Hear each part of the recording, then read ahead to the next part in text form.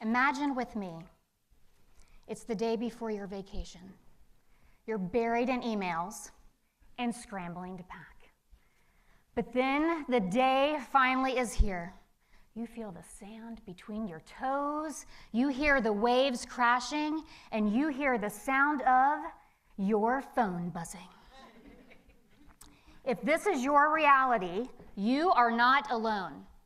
In our hyper-connected world, vacations can sometimes feel like a chore on our to-do list. And some of us feel more stressed when we get back because of the workload waiting for us. We have lost the art of being present. But there's good news. With just a few guardrails in place, you can go from disconnect to reconnect, and you don't have to leave your technology at home. It's a digital downsize, not a digital detox. Because you see, when you check email on vacation, it doesn't allow your brain to relax. Studies have shown that it can take up to 3 days for our brains to get into vacation mode. And if you're one of those people that check on Sundays, which I call the Sunday Scaries, for the Monday madness, then you only have a few days in between that you're actually letting your brain recharge. And when you check your email and you don't respond, it's the same as responding. It's just now you're doing it twice. Once just in your head and once through your fingers when you get back.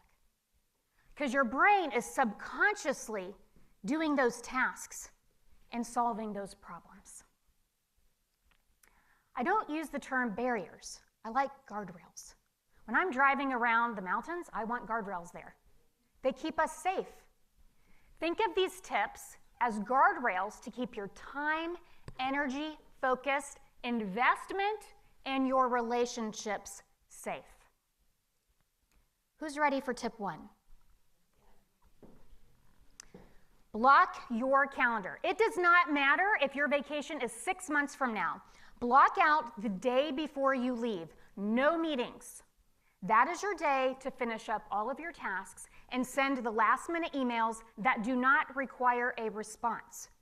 Block it out today after we're done. Tip 2, establish device-free zones and activities.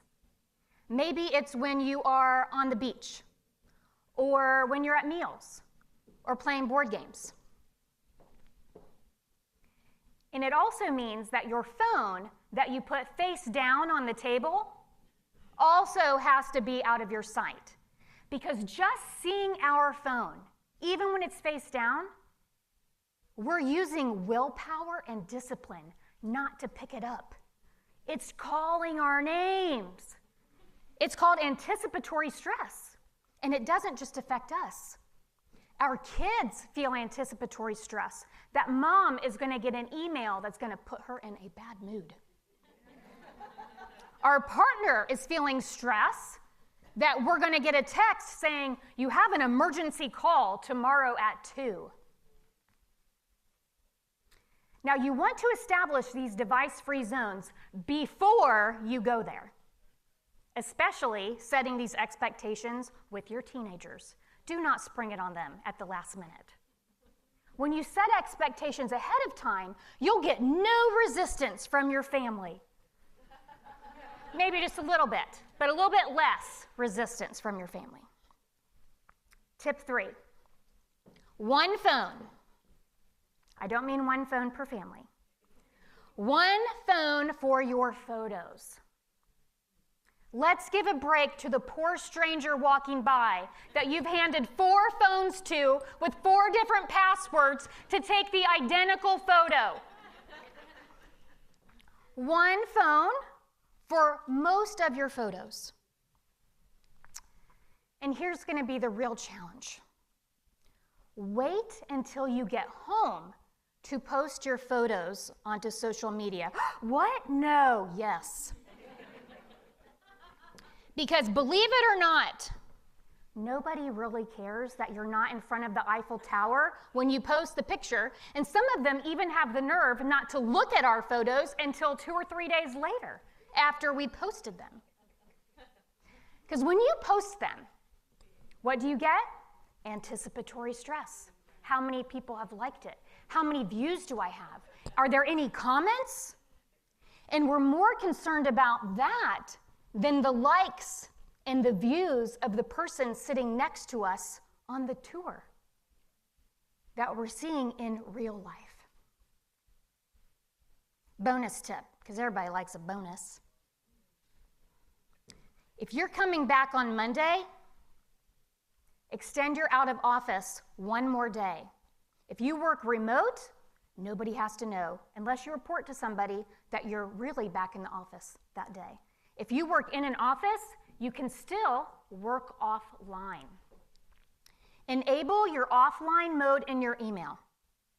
That way, you can respond to all of your emails, get all of your tasks organized, and then on your first real day back, winky winky, you can click work offline again, and then all your emails go out. Because once we've sent that first email, the conversation starts, right? We can never catch up. And this way, you might get caught up in 2 hours instead of 2 weeks. And you don't have to have the Sunday Scaries and check the night before you go back to work. So let's recap.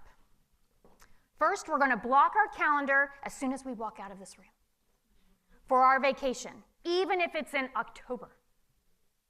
The day before we leave, no meetings. The day we get back, as out of office.